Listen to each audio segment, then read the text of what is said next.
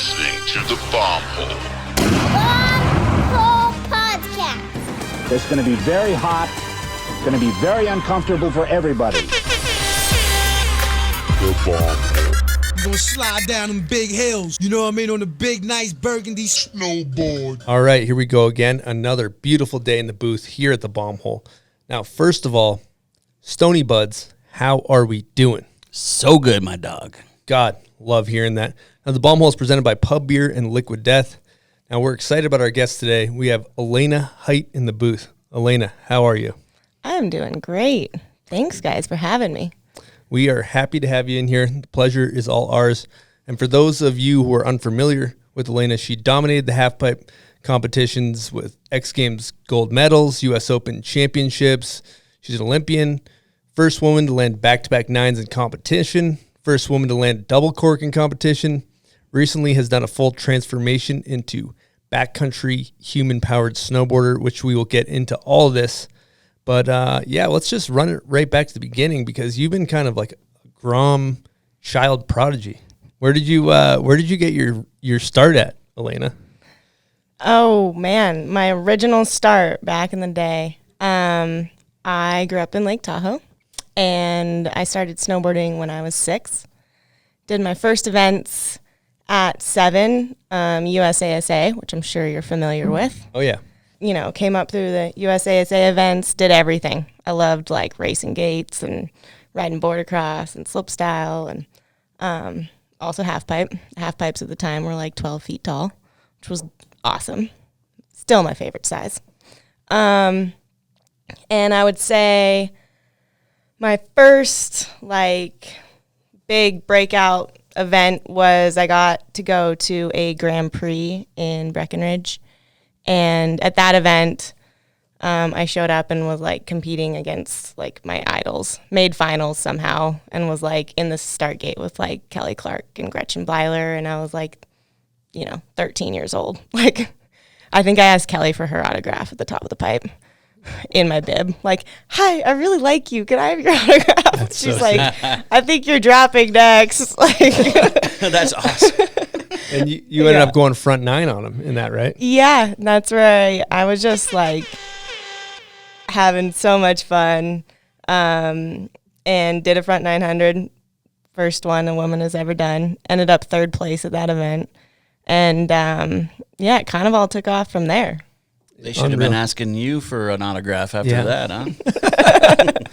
Kelly's like, hey, 13-year-old. Can I get yours now while you're young? I got to ask, out of curiosity, growing up doing USASA, like Tahoe, do you remember, like, were you in a stacked group? Was there other, like, rippers your age? Do you remember when you were younger? Oh, yeah. Tahoe was like a breeding ground at that time. I competed against Jamie Anderson a lot and her older sister, Stacy Anderson, who was also a ripper. But funny thing, we like didn't get along. We were like enemies a little bit. A little like there's like a vibe for sure. They grew up riding Sierra, and I grew up riding Heavenly. And also at Sierra was like Jimmy Tomer and like, gosh, we had like the legends of the time were like Sean Palmer and Travis Parker and Tara Takitas was around a little bit. And we had like a crazy scene in Tahoe at that time. And I was just a kid. I mean, I was like 10 years old. But yeah, the Andersons and I would battle it out. And we would totally like vibe each other. Is that a South Lake, North Lake feud? Or Not even. No? I was in Jeez. South Lake too. And we were just like mountain feud. Because I remember that used to be a thing with South Lake and North Lake. But The South Lake, North Lake feud was pretty real major. big, Yeah. real major. You guys were all South Lake and still feuding. Yeah. That's like top dog Grom kind of trying to be king of the castle right there. King of the- Yeah, totally. I think we kind of like weren't friends for a long time until we both got a little older, and then we were like, now we're really close. But Yeah, that's killer. So, growing up, you shortly after that, you were like the youngest female to ever compete in the Olympics. Is that correct? yeah. Or Winter Olympics or something like that? Yeah, so there's this like age limit for the Winter Olympics. It's at 16. For some reason, it's not the same in Summer Olympics. Maybe because of gymnastics or something. Yeah, I don't know how that like got set, but That's weird. But even like this summer, you saw all the little girls ripping on skateboards that were like 12. Oh, true. But yeah, I competed on kind of like the pro circuit back then for a couple years, and then it was the 2006 Olympics, and no one really expected me to make it. I was just like the underdog. Like there was a lot of girls that were, you know, probably more consistent and better than me, and I just had nothing to lose. Really, like looking back at it, I was just like, this is like so dope. I'm like living my dream, and I was just throwing down. I ended up qualifying second for the Olympics, and yeah, it was such a cool experience. I remember just being so psyched to be a part of that, and then showing up and like going to opening ceremonies and being like, oh fuck, like what am I doing here? And totally had like a breakdown. I was like super overwhelmed with the whole situation, like away from my family. Like all of a sudden everyone's like, you're representing the United States of America. I'm like, I don't know if I could do that. How old were you? 16. Yeah, it's a lot of pressure. No family went with you. Well, they showed up Reno. after. Okay. But yeah, like, you know, when you go to the Olympics, you kind of get like shipped off with like the whole team, and you go in and you like go through this like conveyor belt of like getting different outfits and like sizing you for like your rings, and then like you go through like the conveyor belt of like media where they ask you to sit down in each booth and like answer different questions, and everyone's just like, wow, so you're so young, like what are you doing here? You're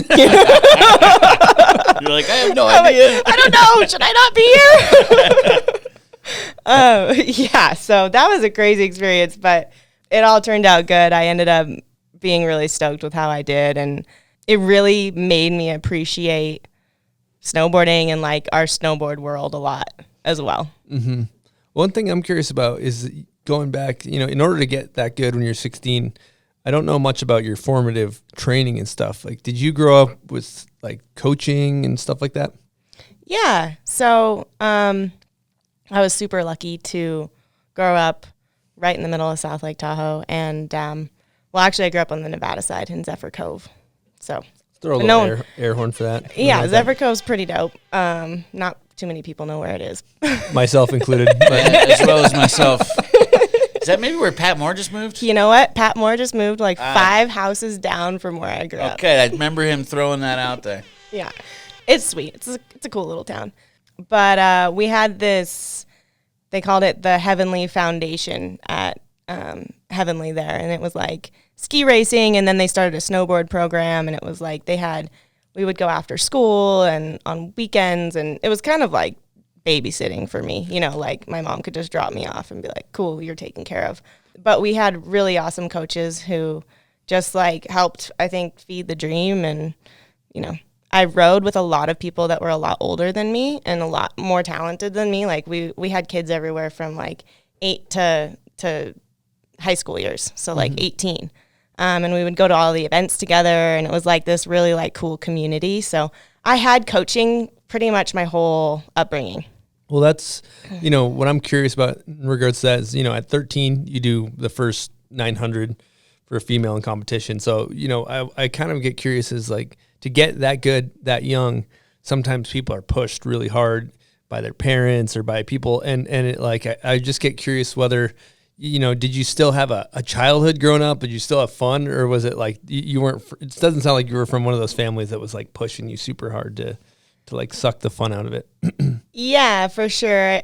I know what you mean. It was a little different in that day. I mean, you guys know it was like the 90s, like snowboarding was still like this up and coming, like exciting sport. I was a little bit like on the tail end of maybe the heyday of snowboarding.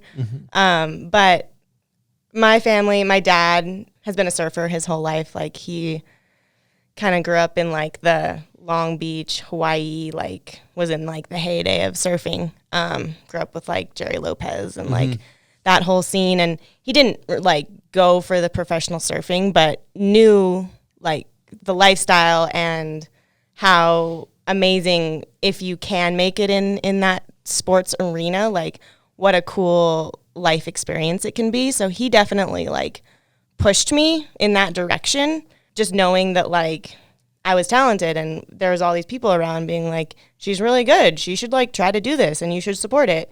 And my mom was always super supportive, but I come from like a pretty, you know, like mediocre home. Like we were just like, they were working all the time to make sure that I could enter events, and like, it wasn't like I had a bunch of money or like we were like thrown into like all these things just to make sure I would make it to the Olympics. I think I identified really a lot with competing. I was like a super competitive kid and would like throw tantrums if I didn't win and the whole deal.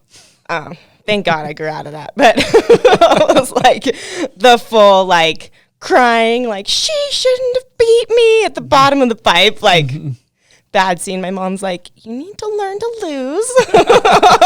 That explains why maybe you and Jamie weren't so tight, huh? Exactly, probably. Exactly. I'm like, she beat me. She didn't deserve it. My mom's like, okay. But yeah, so I think that I had like the support and the like wherewithal from my parents to be like, this is a really cool opportunity. And they supported me a lot. But honestly, like I was a really driven kid on my own. I would go up and like ride on the weekends, and if no one wanted to like hike the pipe, like I'd hike by myself. So I think that it was just this crashing of time when women's snowboarding was really starting to take flight a little bit and get a lot more recognition, and there was space for some new girls to come in and kind of like push the envelope a little bit, and I was hungry.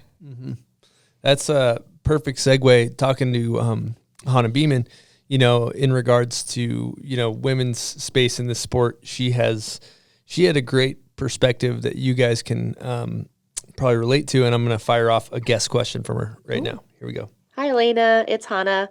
I hope you are having a great time on the bomb hole. I'm really looking forward to hearing this. And I have a question for you. I'm wondering, you have literally grown up in the snowboard scene, and the spotlight has been on you from a very young age. So I'm wondering, over those formative years, how have you felt about, and more importantly, dealt with the external pressure we can feel from things like media, sponsors, and society in general to act or look a certain way as a female snowboarder or athlete? I know you have a lot of good insight to this and good tips for staying centered and grounded. So I'm hoping you can give some insight to a lot of young ladies out there who might be wondering the same thing. I hope you're doing great. Hope to see you soon. Miss ya. Bye. Love her. Hannah's one of the best. Let's give her an air horn. Really loud. Sorry. Yeah, she deserves an air horn. She does. Great question.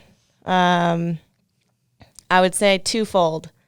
How did I kind of deal with growing up in the spotlight? Yeah, it's a thing, you know, like I was definitely in the public eye from a really young age. I started kind of touring on the pro circuit or whatever at 14. I was on the U.S. snowboard team, and at that time, my parents couldn't afford to like go on the road with me. Like nowadays, you see like young kids have their parents there all the time. And it was maybe a different time, you know, a little safer or something, or it was just like the only option. My mom was like, if you want to do this, like, don't get in trouble and get all A's and you can keep snowboarding. So I was like, okay, those are my like parameters. But I think I definitely went through like different phases of, there was a point where I was a total shithead and like thought I was like the coolest thing ever. And I was like a, you know, a little older teenager and like, I'm the shit, I'm the traveling the world and winning all these contests and like life is good, and probably like got to my head a little bit. And but then also for me, like snowboarding has always been like the escape and like the freedom. And I think that when you get caught up in it, you kind of lose that. And it turned, for me at least, more into like a career and like all these things I had to do to like be this person in snowboarding or like be a specific type of athlete. I can like reference one point when I was, I guess, like maybe 16 or 17. I had an experience where someone kind of in my team told me that I needed to look more like an athlete. Like I needed to like, they're like, you know, you really should like try to slim down and like look more like an athlete. And it was like something that just like threw me off the rails. Like as like a super young, impressionable teenager, I was like, okay, like I thought I was just a snowboarder, like having fun, like focusing on my talent, like especially at those times, like everyone's just partying and like drinking at the top of the pipe or whatever. Like it was like a totally different world. And that was something that like really switched my perspective on not only snowboarding, but like society. And I don't think it's just specific to the snowboarding industry. It's like very much a societal thing of like women specifically have to look a certain way and act a certain way to be taken seriously or like to excel. And what's kind of fucked up is like, I was like, okay, I'm going to like become an athlete, like, you know, get super serious about it, lost a bunch of weight, got like super into that. And it like helped progress my career forward. And it was like something that has honestly like been a thing I have had to deal with like for a long time. Like I'm 32 now and I'm like finally just getting over it. No, that's such a great topic, especially for, you know, dudes. Like we don't think about that. That's not a thing for us. Like you're not like I feel as though, you know, when I've been hired by brands, it's because of the, you know, the snowboarding, you know, maybe some personality, but that's not a thought I think goes through most males' heads. So it's really good to shed light on that for us dudes to see that perspective. Yeah, for sure. And I think the beautiful thing about the snowboard industry and like what draws so many people into it is that it is like this freedom sport, like free to be yourself and like be creative. And the brands, I think now it's changing a lot, but there was definitely a time when it was like, this is the mold that we're trying to like present. Or like, if you can go this direction, like you're going to be more famous or make more money. At least in the contest side of things. I know different for sure in the video side of things. But like in the mainstream media, it's like you're trying to be a mainstream media athlete, going to the Olympics and like doing all of that while still keeping like your snowboard core. Like don't lose that either. Yeah. So it's kind of a funny thing, but you know, I think that it's been awesome to see the snowboard industry really shift and like accept a lot more personalities and a lot more types of women and like be supporting women just for their talents and not just because they look good in a photo. Interesting. A couple things there. So it's like one thing I'm noticing, it's like you're basically saying that brands were and maybe still are hiring women based on, you know, your ability level, but also like if you're a model, like if you're going to model the clothes properly or whatever, you know. And I had to run back and ask a question. Like you said, it took you a while to get over that. So did it make you just like, you know, kind of leaning into that a little bit? Maybe it's too personal, but did it make you really self-conscious, kind of like when they would tell you need to change your body image? Yeah, for sure. I think I got self-conscious, and I think I also like leaned into it personally a lot. Like, okay, this is who I need to be able to be successful at what I'm trying to do. And I lost myself in that a little bit. And I think those were like the years that I kind of struggled on my snowboard, because it was like not just about the tricks and like doing well at the contest for me at the time or riding like the way I wanted to. There was this whole other side of it. And so I think that I dove really far into that, and I lost myself a little bit. But also it was like, I don't know if that's also something that you just go through as a teenager just because you go through that, you know? And I was just more spotlight, like dead and like deer in the headlights, like because everyone was looking at me anyways.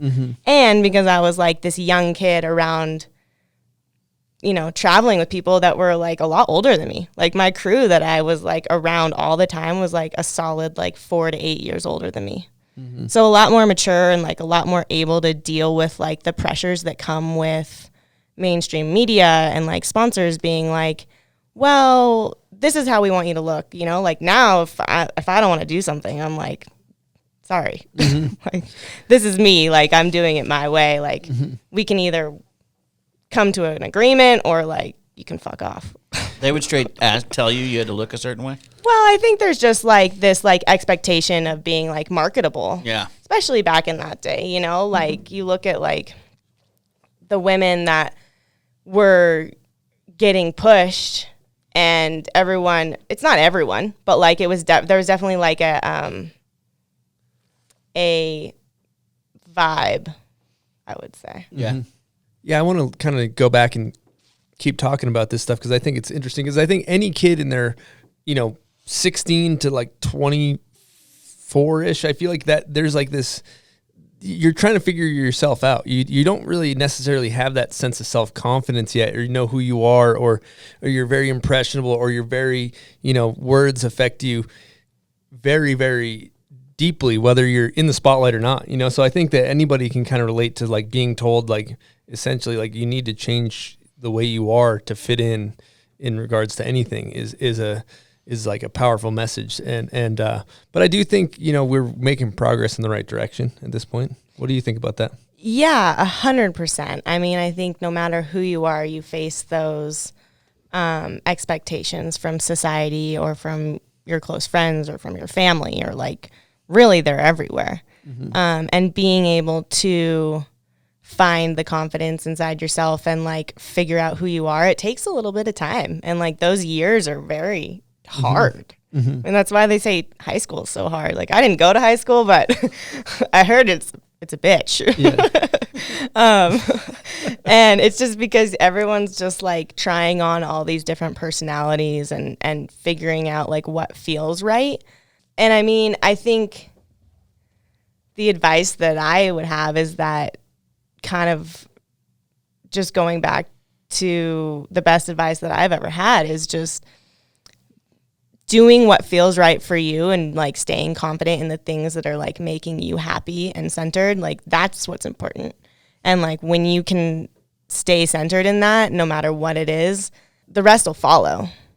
And it might feel isolating at the time, but it really is like that's what's going to lead you on your path in a really authentic way. I think that's really solid advice.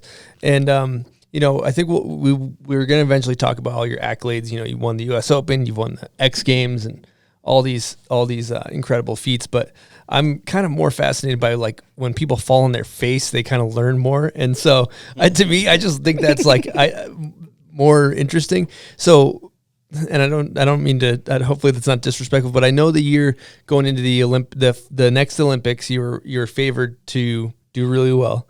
And there's a lot of pressure on you to do really well. I'm sure you're putting a lot of pressure on yourself to do really well. And then, you ended up not making the team. I fell on my face. You fell on your face, yeah. But what I'm curious about is, you didn't make the team, which is totally like kind of out of left field. Now, what do you think the contributing factors were to you not making the team? I would agree. I think that falling on your face is a really good thing in life. It's hard. But I have failed a lot in my career, probably more than I've succeeded, to be honest. Specifically in contests, I think that, some people are like really made for contests. Like they show up and they're like, you can just tell like, this is what you're good at. And like, I had that a little bit, but I think I more like muscled my way through it than anything. And that specific year, let's see, it was 2014 Olympics. Because I went to the 2010 ones and I did okay, like qualifying for those, and then didn't do good at the event. And it's funny when you're an Olympian, you like kind of like draw these like 4-year like cycles. And so going in 2014, I was coming off like a really good last season. So when you qualify for the Olympics, it's all like December, January is the qualifying months, and then you go in February. And so the season before, I had done good at a couple contests. I had learned the double alley-oop rodeo. I was like coming off this like high and like going into the season like with a lot of like attention and like a lot of sponsors and just like stoked. Like, I'm going to do this. It was always like my dream to win a medal at the Olympics. And from when I was like a little kid. I wanted to go in gymnastics, but that's another story. And I think that what happened is I just put so much pressure on myself of feeling like this was all I was worth. Like I put all my worth into doing well at the Olympics, and had so much like pressure of like, if I don't make it and I don't get the medal, like I'm basically worthless. Like all of my identity at that time was wrapped up in this like persona of like Elena, the competitive half pipe athlete, like poster girl. Like that's what I wanted to be. Like this is like coinciding with kind of what we were just talking about of like really having like my identity like wrapped up in the success. And I think that I just lost it. Like I would get to the top of the half pipe and like freeze. I can't remember that one, but I think I got pretty close. It all came down to the last event, and we had a really crazy qualifying year that year. Like there was no snow, so a bunch of the events got canceled and rescheduled, and we ended up having 3 qualifying events in Mammoth in one weekend. Oh, I remember that's the Sage year, right? Yeah, exactly. Yep. The year Sage did really good. Mm-hmm. And that was crazy. I mean, like 3 events in one weekend is gnarly, let alone 3 events that you're like, okay, I've been working for 4 years for these events. Like, I hope you're not off that week. Mm-hmm. Yeah, all in a weekend. Yeah, a couple of days, 3 days, I imagine. Long weekend. Totally. What do you like? You're like, oh shit. Like I'm just like I got a little cough. Like, well, that's great. Like it all came down to this. So there's so many things that go into the events that like you don't think about. But I was really hell bent on including the double in my run, and I didn't have it on lock. And that final event, I was so close. I like landed on my feet on my last hit, did my double, landed on my feet, and then slid out, and like that was it.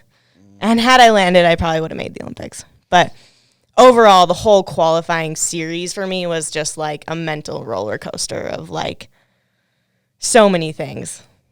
So I'm curious, your last run, you're like, all right, I need to fucking land this or I'm not going to make the goddamn Olympic team. And this is everything to me. Yeah. And this is my whole life's built up to this.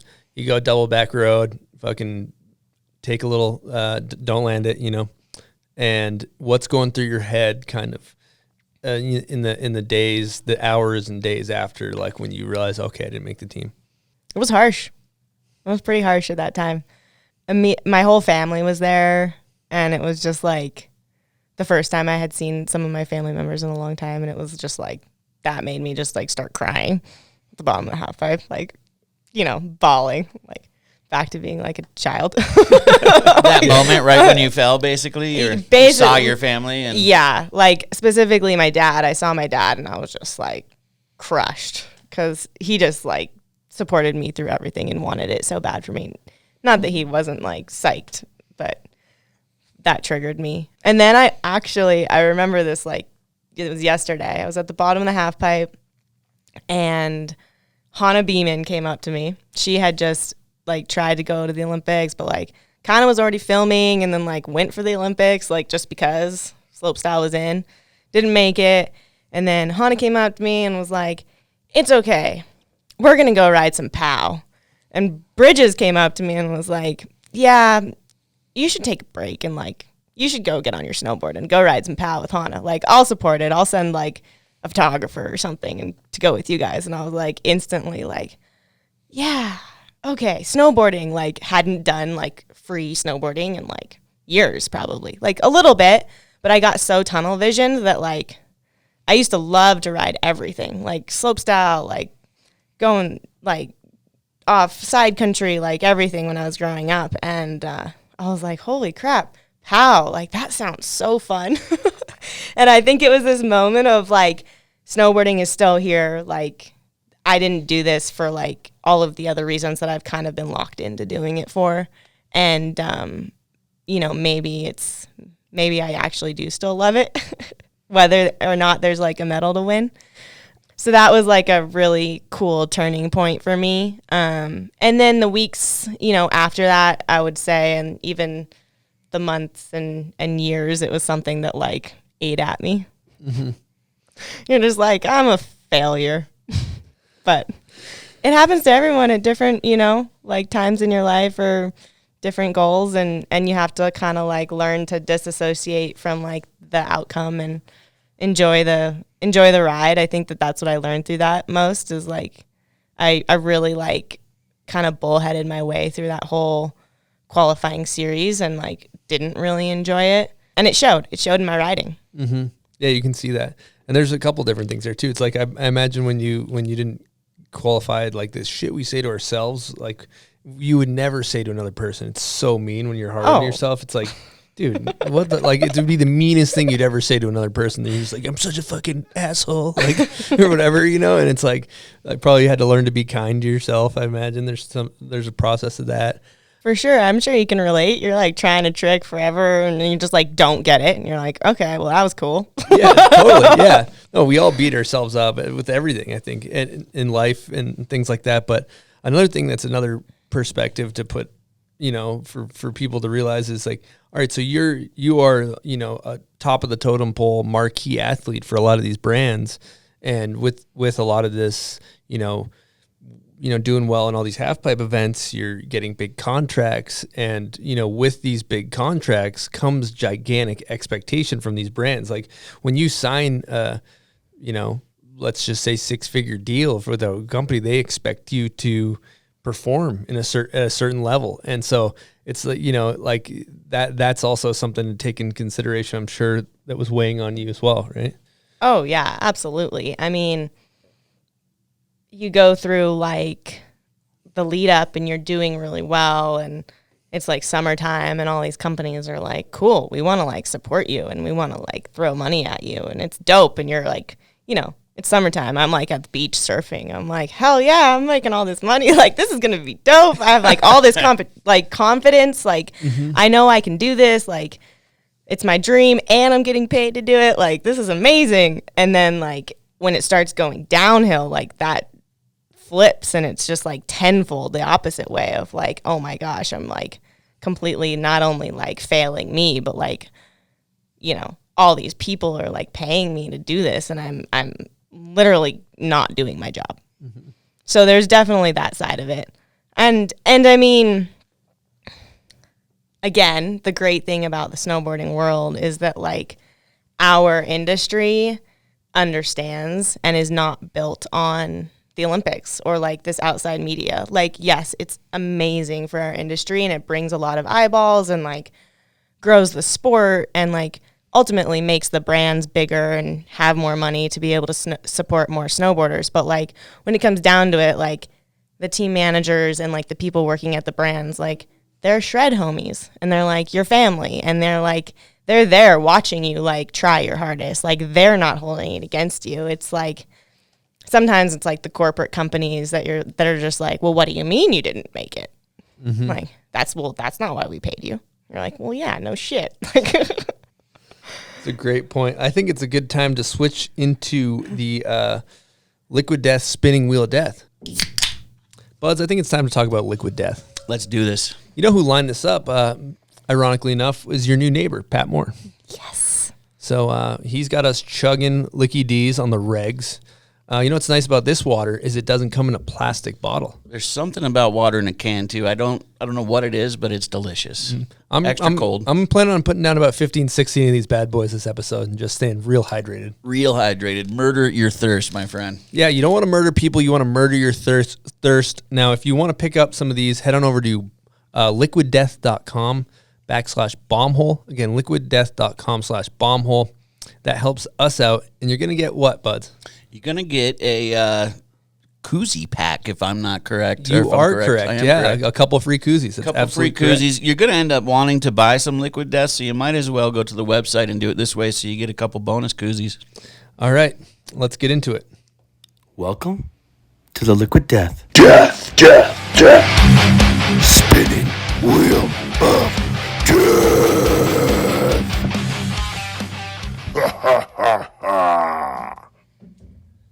So the situation is we put it that way so the camera can see it. Now you just give that thing a spin and we'll tell you what it lands on.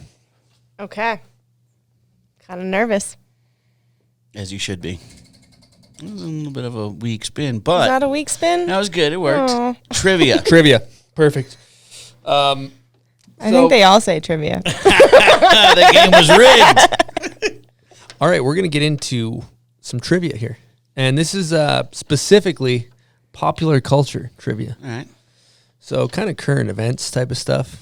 Okay. By the time this comes out, it may not be current True. because we're kind of ahead. So I guess maybe we'll start with you, or we'll start with Elena. You know what we should do? We should get a buzzer so we have to like. Oh buzz yeah, in on but this yeah, in we'll the do that. future. Yeah, In the future, that'd be tight. That would be yeah. Hit pretty the. sweet. We'll just hit the table. Whoever hits the table first. That's we'll give what's you- That's up. how we're gonna do it. I like it. Okay, I'm gonna ask. But what happens if you get it wrong? The other person gets a chance to answer it. Okay. So what I'm going to do is I'm going to ask the question, and I'm going to go through 4 names, and then, after I go through 4 names, or if you know the name right away, you can answer it. All right, here we go. Which of these celebrities, did not co-chair the Met Gala? Timothy Chalamet Did not what? did not co-chair the Met Gala. I don't even know what that means. I don't either. Timothy Chalamet, Amanda Gorman, Billie Eilish, or Keke Palmer? The first one? Incorrect. The second one. Incorrect. Okay. Aw. We're just. Keke I was a full Keke guess. Palmer. I don't know what it even means. I don't know what Keke Palmer is. I don't know Keke. I know only knew Billie Billie Eilish. Eilish. Yeah, that's all I knew. All right. Apparently we're not. Question number 2. Here we go. Nicki Minaj was in the news for spreading information about the COVID-19 vaccine. Who, in parentheses, or what more aptly, did she cite when saying she was hesitant about receiving the shot?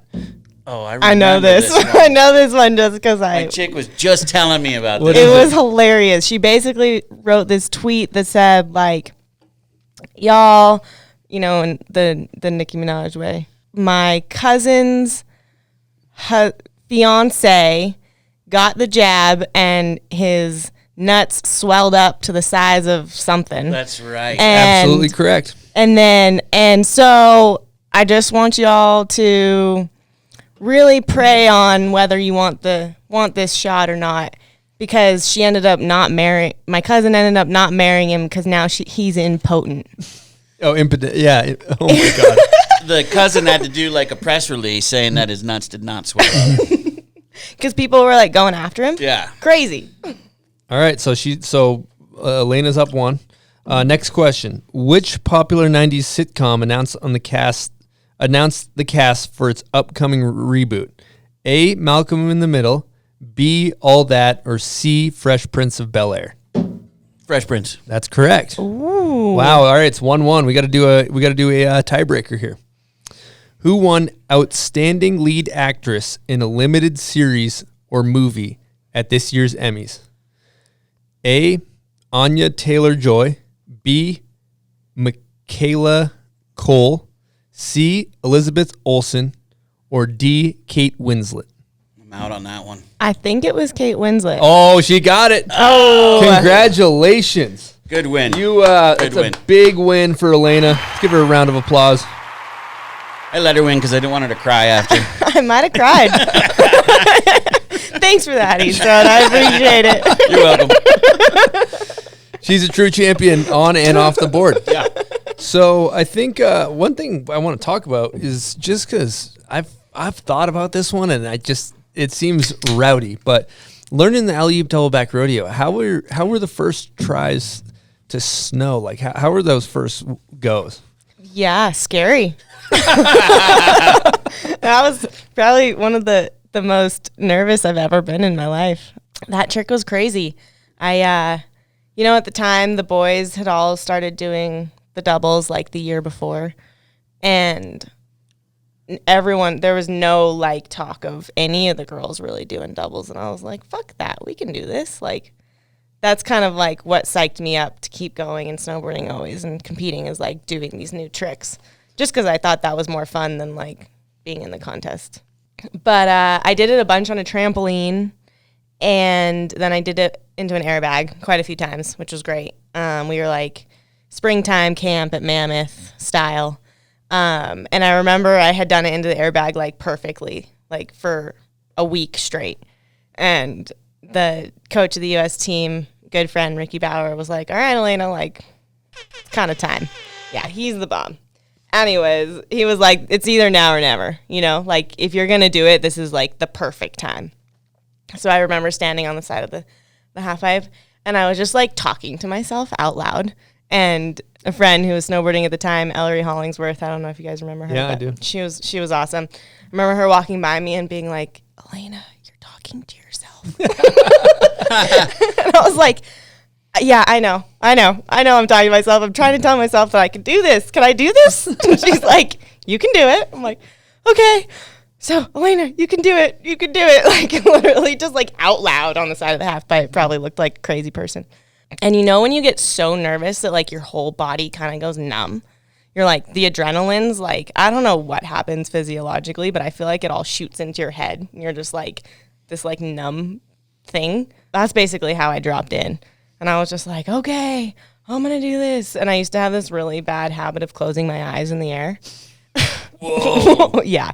And I was like, don't close your eyes. Don't close your eyes. And I remember like taking off and closing them and being like, open your eyes. Like, opening my eyes and like almost landed it first try. Came around and I was like on my feet and I was like, whoa, I did it.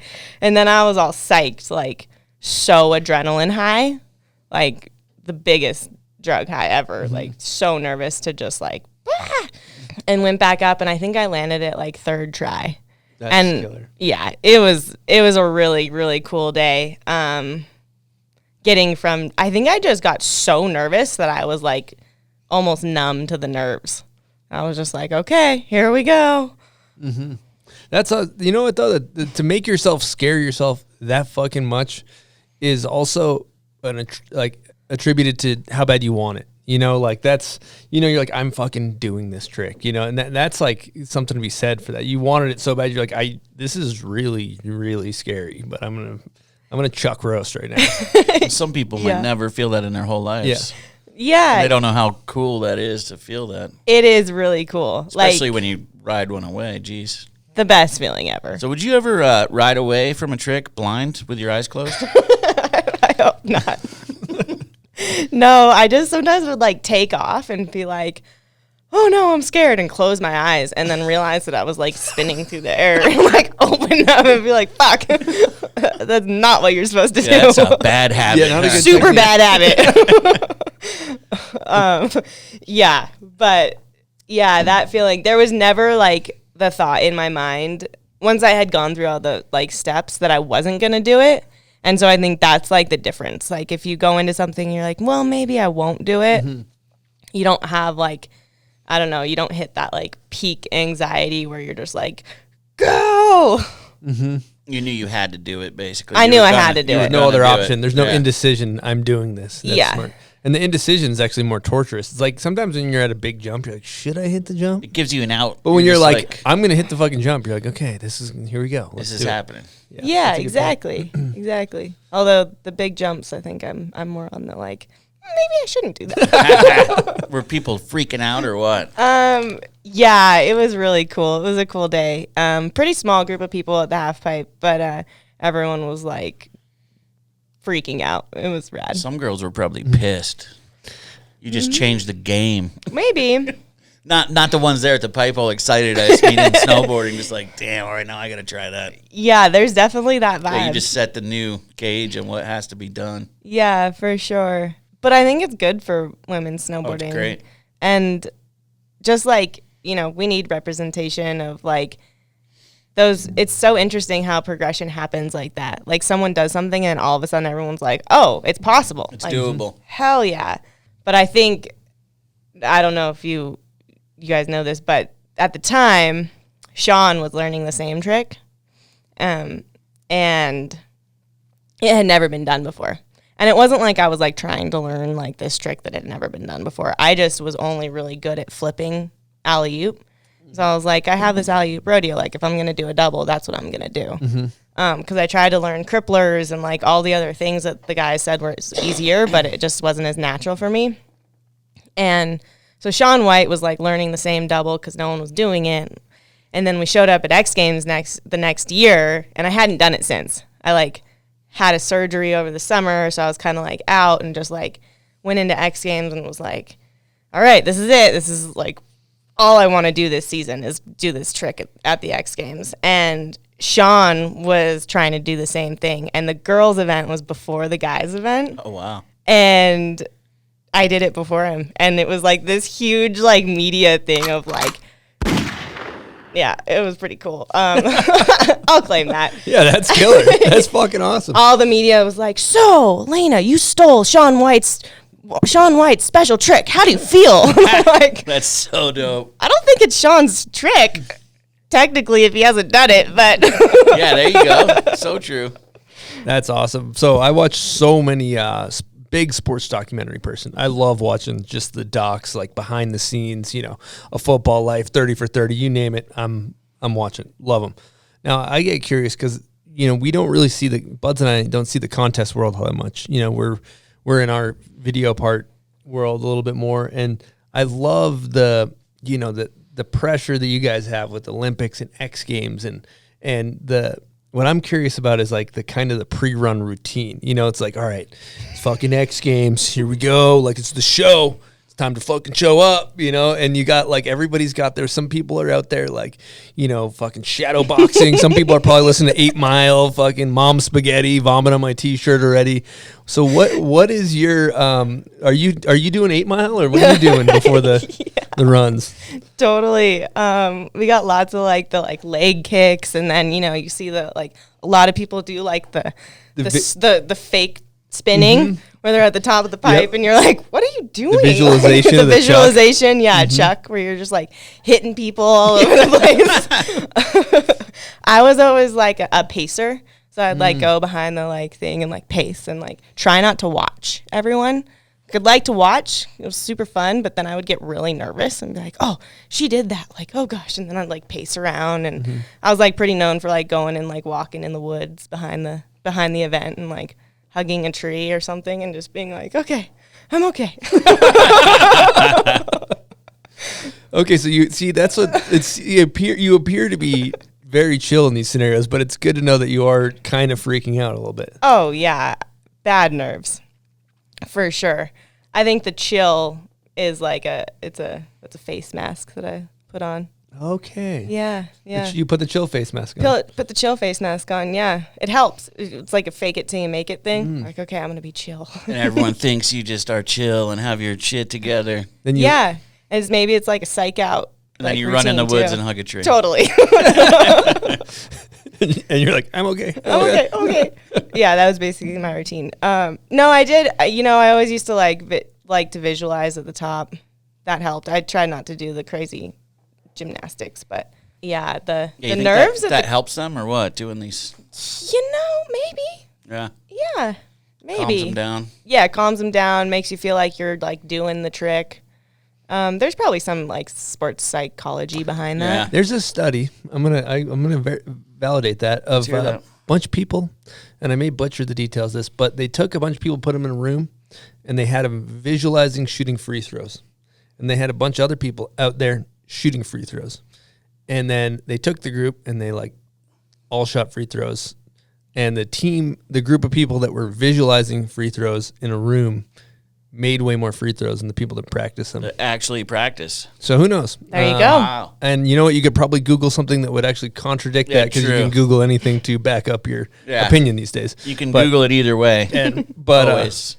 So going back to the visualization, chucking, doing like parkour at the top of the run, it probably works. Probably helps. I think it probably does. Yeah. Yeah, I think there's some validation to that. You're thinking about body mechanics too, kind of moving your arms. And you're moving. Yeah.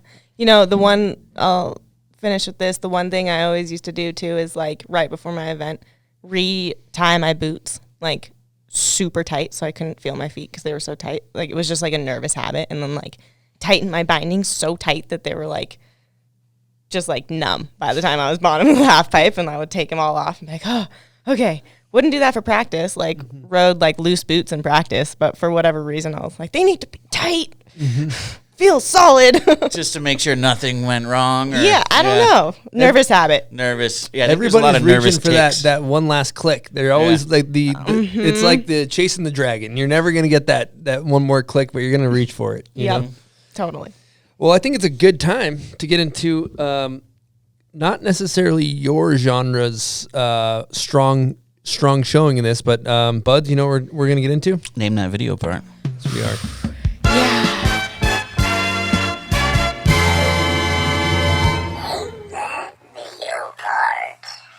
Name That Video part is presented by the Icon Pass.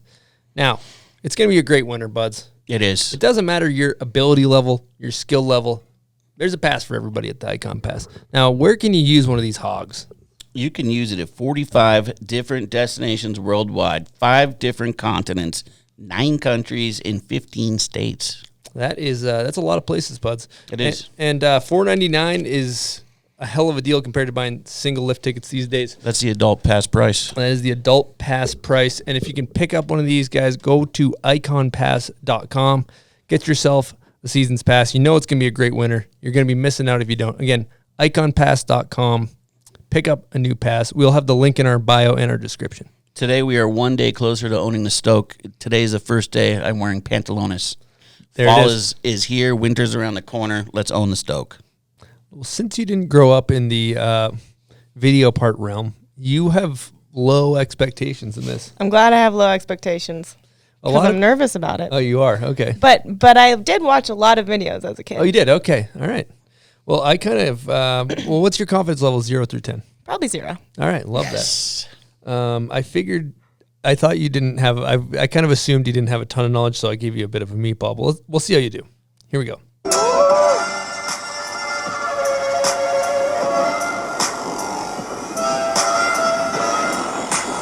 I know I've heard this before. Well, I'm going to give you a hint. It's a video that you're in.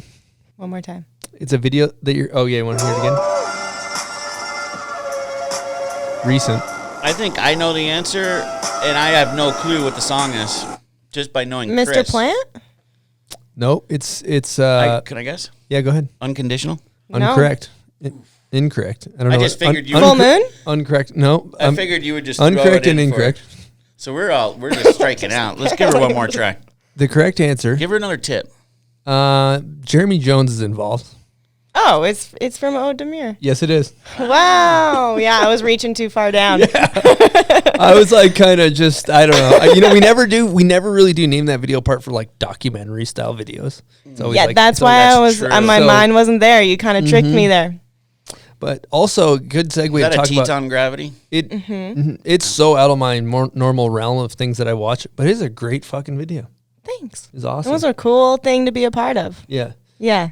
So you should almost maybe explore. Well, actually, but we'll get into that. We actually have to do part 2 and name that video part. Plus prize pack. I almost forgot. Thanks for reminding me, Buds.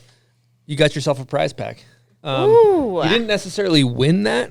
I know. I feel like I got a consolation prize there, but I'll take it. It's a participation. It's a participation It's so I won't cry. Yeah. Yes, exactly. Pretty much. So it's, Thanks, guys. We got bomb hole mugs, shirts, new keychains in there. Ooh. I don't remember what else. Yeah, look at those. We got stickers, all of which you can purchase aside from the mug at bombhole.com. You know, it's fun for the whole family. Fun for everybody. Thanks, guys. Playground tactics, no rabbit in a hat tricks, just that classic.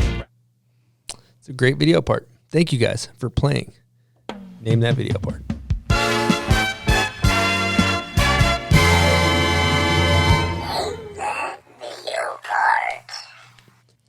Today we're going to be talking to you about Bubs Naturals. Huh, Chris? Let me tell you about their little apple cider vinegar gummies. I've been chomping these things down. They are great for your gut biome, your gut health.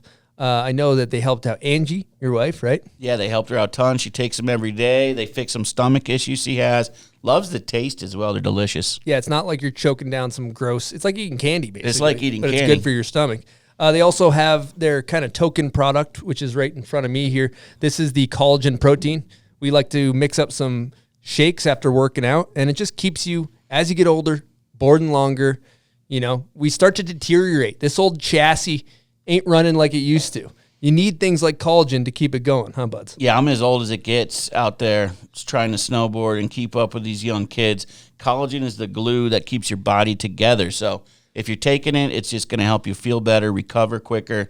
Great product. And it's a great crew, right? They're backed by snowboarders. Absolutely. Owned by snowboarders. And if you were born in the 1400s like Eastone, you need collagen to maintain. I think my body would probably just explode. It would explode if I didn't have collagen in the system. Exactly. So yeah, great. The company's got a great story, owned by snowboarders.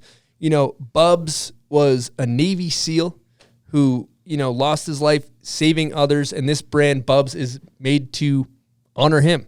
So you're supporting a great cause. 10% of all proceeds go to charity, which is great. You feel good. You're contributing to a good thing if you support these guys. And you can head on over to bubsnaturals.com if you want to support this incredible brand, huh, Buds? Yeah, you can get 20% off with the code BOMBHOLE. Again, head on over to bubsnaturals.com, use promo code BOMBHOLE, and get some collagen in your system. All right, support from the Bomb Hole is brought to you by our friends over at Manscaped.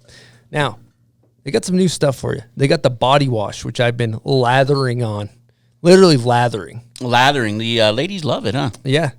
My significant other's been enjoying the smell. Other thing they got going on is their Performance Package 4.0. This thing is packed full of goodies. You can keep your bush shaved down there. I know Bud's, it was like before he got one of these, it sounded like it was a complete disaster. It's a disaster area down there before I got one of these, but now it's smooth, clean, and... Would you say it was like kind of like a jungle type, like kind of overgrown situation? Deep in the jungle. We're talking where humans have never set foot. That deep in the jungle. And now we're talking about like a Beverly Hills perfectly landscaped kind of situation. Yeah. Got it. And you did that with the Lawnmower 4.0, right? Lawnmower 4.0. And if you get the performance package, you're going to find that not only do you have the Lawnmower 4.0 trimmer, but you also get the Weed Whacker ear and nose hair trimmer. And I don't know, you're not as old as me yet. As you get older, you actually start growing weird hairs out of your ears. Oh, wow. Okay. And you already know your nose hair is growing. But, yeah, your ears start growing hair. You get this Weed Whacker. You're going to be able to keep those trim. It also comes with the Crop Preserver Ball Deodorant, the Crop Reviver Toner, the Performance Boxer Briefs, which are the softest world. Geez, this is a lot of stuff. That is a lot of stuff, and that is in the Performance Package 4.0. Yeah, you also get a travel bag to hold all these goodies in, so pretty sweet deal. I can't even believe how much stuff's in here. Yeah, your balls will thank you for getting these, and if you pick them up, you know this is a great gift for a significant other. You know, holidays are right around the corner, so if you're interested in picking up a Manscaped for yourself or for a significant other, head on over to manscaped.com and use promo code BOMBHOLE, and that will save you 20%. What's the promo code, Buzz? BOMBHOLE. And what do you save? 20%. Keep that bush under control. You know, when I go down to my father-in-law's house, he keeps his yard so manicured, and I'm always like, why can't I keep my yard like that? And, you know, with the 4.0, my yard's looking manicured. And by yard, I mean my ball sack. So throughout your whole contest career, you've had a lot of ups and downs, you know, at the Olympics, but then you've also won the U.S. Open. You got multiple X Games medals and things like that. And I always thought kind of the last, I guess, I don't want to say notch on the belt. That seems like a horrible analogy, but the kind of last frontier that you didn't conquer was the X Games gold medal. And what was the process like when that came about, and how did that feel? Yeah, that was like always something that eluded me. I have a lot of silvers and bronzes. And in 2017, I honestly I think I hadn't won a medal in a contest in like a year and a half. Like I was kind of on a little bit of a downswing, like really out of my swing. And I think I went into that contest like there's pretty much no way I can win a medal here. So I'm just going to have a lot of fun and do my thing, and just rode like out of nowhere really good. And it just all came about, and I had been working on a couple new like variations of tricks, just like different grabs and like different corks. And for whatever reason that night, I just landed all my runs like the first time in like 18 months. I was like, this is amazing. And yeah, I won. That was definitely a notch on the belt that I didn't have. I don't know what else to put it. Yeah. Yeah, a big win for me. I had always really wanted to have a gold from X Games, and kind of knew that I was at the tail end of my competitive career and was kind of looking to what I was going to do next. And that was something that I wasn't like gonna cry if I didn't have, but it was a really, really special event to be able to win. It almost sounds like you were trying so hard, like preparing so heavily and putting so much pressure on yourself early in the career, and then you kind of just started like having fun and almost saying fuck it, and then it came. Totally. Yeah. I mean, I think that, towards the end of my competitive career, I started like riding a little bit more backcountry and just like taking it easy a little bit more and like going home and just like shredding for fun in between contests, which was a rarity in the beginning of my career. And that definitely helped me. I won X Games, and then I got second at the U.S. Open that year, and it was literally off of a dry spell, and I was like, wow, this is really fun again, and paying off in a new way. I think judges can tell when you're having fun, and it makes a big difference. Yeah, I agree. All right. I think it could be a good time, Buds, to hit a couple Patreon questions. All right. And First also, of all, huge thanks to our Patreon members. What else, Buds? Thank you for your support. We could not do this without you, Patreon members. Give them an air horn.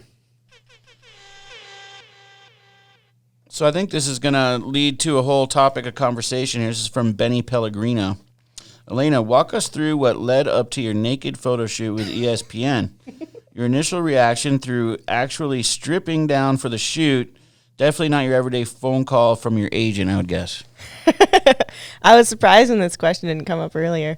So I did the ESPN body issue, which, if you're not familiar with it, it doesn't happen anymore. Basically, ESPN has athletes from like all walks of life pose naked in their environment.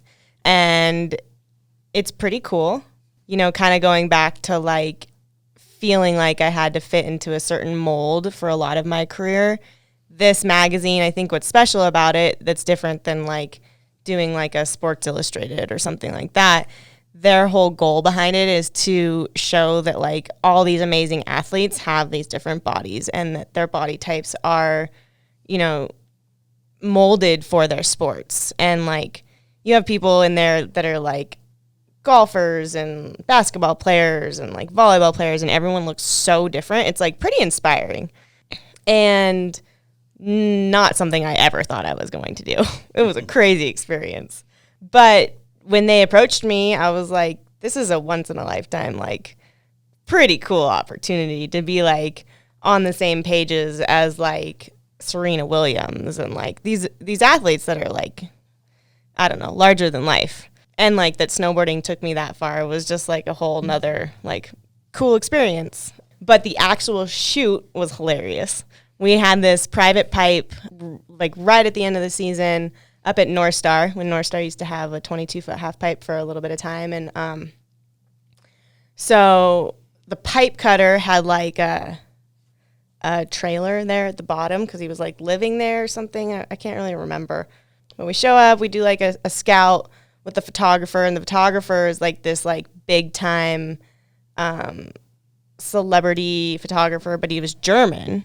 And so he was just telling me, he's like, okay, this is what we're going to do. Like, we're like scouting it. And he's like, and I have this really good idea. There's like this barbecue, because the guy was living there. And he's like, you're going to be barbecuing like in your snowboard boots, like you're going up to ride. And I'm like, naked? And he's like, yeah, 100%. It's like totally normal. You're like making a hamburger and then you're going to go snowboard. I'm like, yeah, okay, like cool, but let's go with it. And this dude, like, when it came time, he was like, all right, like, you're ready, like, let's do this. I'm like sitting there and I'm like, oh, fuck. I actually have to take my clothes off. This is crazy, like, crazy experience. And he was like, so German, just like, you Americans are so prude. Like, just take your clothes off. They're just boobs. And I'm like, yeah, okay, you're right. Like, thanks for making me feel better. I feel a lot better. He's like, it's not like any of us haven't seen tits before. I'm like, called out. All right. You are very true. So that like lightened the mood. But I actually ended up doing like some airs and some slashes in the half pipe.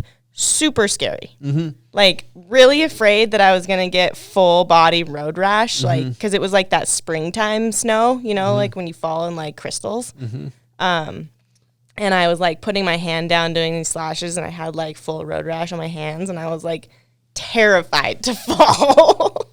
Did you think about chucking the double back road? Just yeah, you know, I was like, why not? This seems like the perfect time. You'd have to slap some respect on that. No, I mean, there's the thing is like also the kind of like, if you butt check, like naked, that could be a disaster. That could be an absolute disaster. Exactly. I was like, and I think I just didn't even ponder that when I said yes to the content. Yeah, you don't think about those little things. Yeah, and then I was up there and I was just like, oh, damn. Then you're like, we had this snowmobile to like take me to the top so that we could get the shot faster. And I'm like, at one point, like sitting at the bottom and they're like, oh, like sit on the snowmobile, but like we're out of robes. And so like sit on the snowmobile behind someone just completely naked. At this point, I'm like, fuck, I don't know. I don't care anymore. Just like take me to the top. Our crew homies just like, okay, eyes forward. Here we go. Totally. It was. Don't tip the sled. That's awesome. You did that. I got a counter because I feel like I have some strong-minded feminist friends that would probably just to play devil's advocate, like, kind of tear that to shreds and say like that's. I could see them like chirping about that. And do you have kind of a rebuttal about women that would chirp that and say that that's fucked up, or people in general? I mean, I guess I can see that side, but in this context, like the way that the magazine is presented, I feel is really all about like inclusivity of all body types and all athletes, and really trying to showcase that to people in a really like tasteful way, mostly. Mm-hmm. And it's not just women. There's men. Louis Vito is in there. Louis Vito is in there. It's a grenade sticker, actually. That's right. I think that there's older athletes, there's younger athletes. It's like kind of all across the board. Of course, there's like the sexual side of it, but I feel like they really try to sway away from that. Yeah, it's very tastefully done, right? The images. I feel like it is. Yeah. But there's always, people are always going to hate. Yeah, the haters are going to hate. Fine. How many people were up at the shoot? I think total there was like maybe 10 or 15 people around. Like kind of a lot of people. Yeah, that's kind of a lot of people. Like, do they really need that many people? Yeah. Certain park crews just vulnerable. Like, we're going to have to throw I got to be up there. I got to rake. And then there's people holding flashes and no, I can come in and rake. I can rake today. I gotta throw salt up there. Bridges is up there for some reason. Nobody knows why. See that totally. 100%. At some point, you're just numb to it. Like, like 6 hours into a shoot and you haven't wearing clothes, you're kind of forget. Yeah. Yeah, that makes sense. We're all naked. We all have private parts. I mean, like underneath our clothes. Mm-hmm. We all, whatever. Everybody's got penises and boobs and who gives a shit? I want to talk about, or actually I'm going to use the word pivot. We're going to pivot into a new topic, and that is your transition from, pipe hog to backcountry Schraupenism dogger. Is that a good description? I'll take it. I'll take it. But I know that you came from the half pipe. It's very competitive. There's coaches and there's all these things, and you basically just did a full fucking 180, and you're like, you know what? I'm actually going to turn around and I'm actually going to go that way. And so, why did you do that, and how did that come about? Well, I think it was kind of a bit of an evolution of me and my snowboarding. It might have looked like a quick turnaround, but yeah, I think I grew up, in Lake Tahoe in the 90s, and as much as I was into competitions, like the video parts and filming of that day was like, that was my inspiration. Like watching, like the stars of that day were like Tara Dikitas and Victoria Jalous and Gigi Ruff and like Jamie Lynn, and I could go on, but I was as much of a like backcountry snowboard fan as I was like a competitive snowboard fan. I just happened to kind of go the competitive way and get really like sucked into it because I loved it and I was having a lot of fun. So I think I always had like this desire of like, one day I want to ride the backcountry, but like, I don't know, as a contest kid, you don't really know what that means. You're like, oh, it's so easy. Like these guys, they just like ride powder and film video parts, and it's like pretty dope. And we have to like compete in icy half pipes. Like they've got it good. And I'm sure you've heard that a lot. Oh yeah. I always like wanted to kind of start stepping in there, and I had a few instances kind of later in my competitive career where I got invited on a couple POW trips and like got the opportunity to like ride with some of the girls. The Full Moon girls actually invited me to go to AK with them. Amazing trip, kind of life-changing. Like that was like the moment where I had actually just not made the Olympics, I think, or it was really close after that. And I was kind of at this like pivotal point of my career where I was like, well, I don't know if I really want to do this anymore. Like I like competing, but I'm clearly not that good at it. Like don't know really if I like snowboarding. Like I think with a long career, you kind of go through those ups and downs and whatnot. And I went to Alaska and I was like, holy shit, this place is fucking insane. Like I want to be here. Like I had seen it on videos and always thought that it was like kind of crazy, but I was like, wow, this is like amazing. I want to come back here. And then I kind of went back into the contest scene and just like had that experience and a few others like in the back of my head, like, wow, it would be really cool to be able to make that transition. Usually a lot harder than it seems. Like as a contest kid, like that's what you're valued for, is like being at the events and like being on TV. And like I've had a lot of friends try to make the transition, and some have done it successfully and some haven't. Like it's harder than it seems a lot of times. And so I think when I really started thinking about it, I was like, I don't know how I'm going to make that happen. Like if that's even really a possibility for me to completely leave what I'm good at and like start something new and like have people support it when they have no idea if I can like actually ride POW or hit jumps or anything. And in 2018, I randomly got invited on this trip from Jeremy Jones, and he like definitely needs some props, but he had seen me at the beginning of the season. We both ride for Cliff Bar, and we just like happened to be at this event together, and he was like asking me about the Olympics and all these things, and like was like, all right, well at the end of the season, you know, like we should get out together and go splitboarding. And I was like, wow, yeah, that'd be really cool. Like Jeremy Jones just invited me to go splitboarding. And I had been splitboarding like maybe 10 times before that. And I was like, it's cool. You know, I like it. It's like sweet to be in the mountains. And that year I did horrible. I did so bad. I don't even think I landed a contest run in like 10 contests. And got to the end of the season and went on a POW trip, went to Japan for like 3 weeks and was like, all right, if I can't compete, like I'm just going to go snowboard.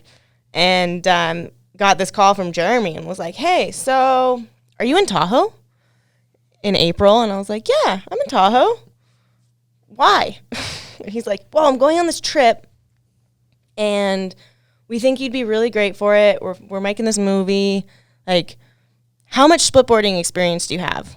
I'm like, I've been like, 10 times. He's like, do you have a splitboard? I'm like, yeah, I got a splitboard. Okay, I'm going to call you back. I'm like, that was really weird. It's a really weird phone call. Calls me back like 2 days later and it's like, all right, this is the deal. We're going, I've been really wanting to do this mission. It's out by Mammoth. It's an overnight trip. Like, we're going to go out for like a week, winter camping. Do you want to join? And I'm like, I don't know. What do I need?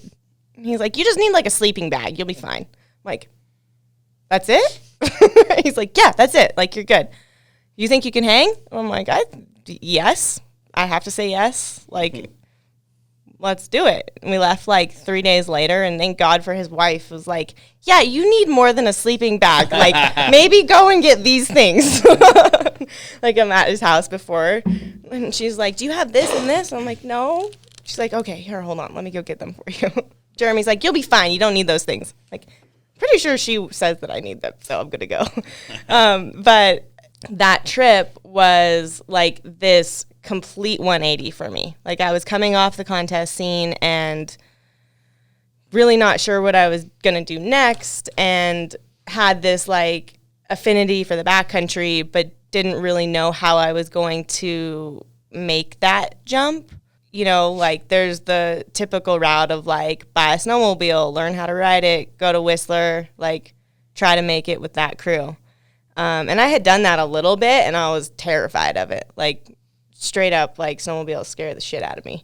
And I was out there on this trip, and I was like, wow, like just like opened my eyes to this like side of snowboarding that I kind of didn't know existed. And I had just the best time on this trip, and came home and was like, all right, like this is almost too good to be true. Like I just got to go on this insane trip with like the best of the best in this field. And this is what I want to do. And that was the turning point for me. I was just like, all right, like this is calling me in such a strong way that I can't go back and compete, because like it was all I could think about. It was the end of the season, and like all summer I was like couldn't wrap my head around like trying to go ride half pipe, like going to train or like anything. Like all I could think about was like, all right, how do I like spend more time in the mountains, and who's going to help me do this, and like are my sponsors going to support it, or am I just like totally fucking crazy? Yeah, it seems, I love that verbiage you just used. It was calling me so strongly. That's a good way to put it. And the mountains and stuff like that. And talking to Jeremy, you know, and also Nick Russell, they were both singing your praises. You know, they essentially said the same thing. Like, I've never seen anybody come into the mountains, come into the backcountry without a little experience and just fucking nail it. And I actually wrote down a quote from Jeremy. He said, "I've never seen anyone take this type of riding so naturally. She genuinely loved it. It's in her soul," is what he said. And he used his great like verbiage that's better than how I just said it. But so, you know, that kind of, he was kind of painting the picture of like, you're coming out, and by the way, Odemir is incredible video. It's on Red Bull TV, which is an easy way to watch it. Yeah, I think it's free on Red Bull TV. Recommend it. You know, even for people like myself that like watching people slide down handrails, anybody can love this video. It's fucking awesome. So, but you know, he's talking about you guys are going up with ice axes and using terms like front pointing, which I don't even know what that means, and like no fall zones and all this stuff. And you just like, basically, you know, and you're just nailing it. And so, I'm kind of prefacing a question from Jeremy himself right here. So here we go. Hey, Elena, Jeremy Jones here. And I really want to ask you this question. This spring, we were climbing in Alaska, and really high on this face, one of the most serious climbs I've done. And I was concerned with you. I was concerned with everyone, making sure everyone, you know, was feeling okay about it. And I just kept looking at you, and you, you know, looked like you were walking down the beach in Encinitas, and you know, when I'd ask you how you were doing, you're like, I'm fine. I don't know, like, what's the big deal? And I need to know, like, do you ever get scared in the mountains? Because I've yet to see it. Great question. That is a great question. Thanks, Jer.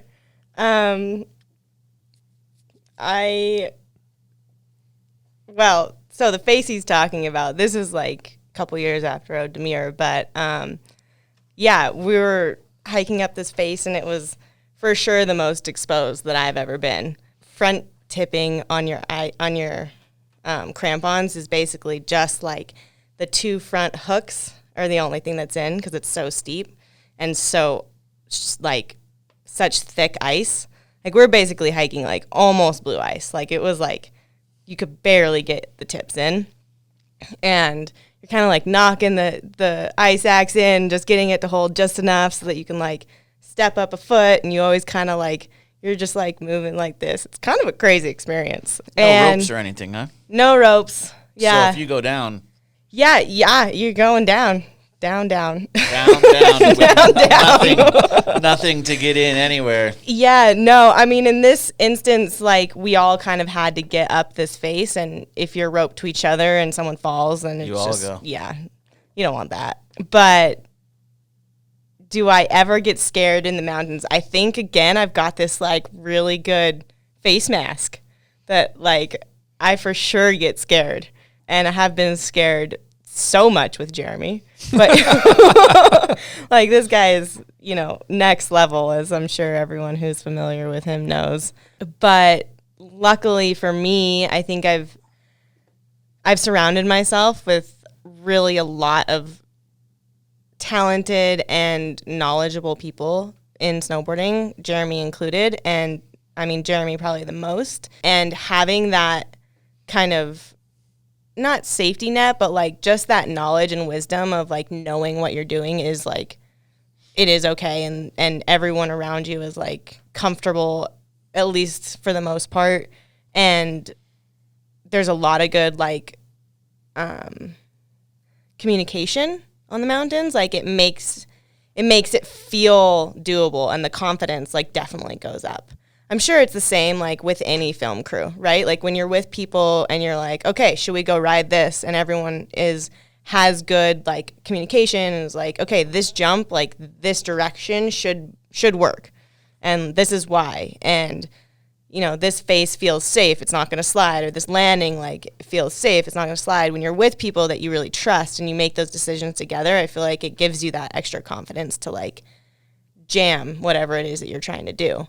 So I think I do get scared, but I really enjoy the technical side of snowboarding and climbing for that matter. So I got a good face mask. Were you pretty scared on that particular hike? Yeah.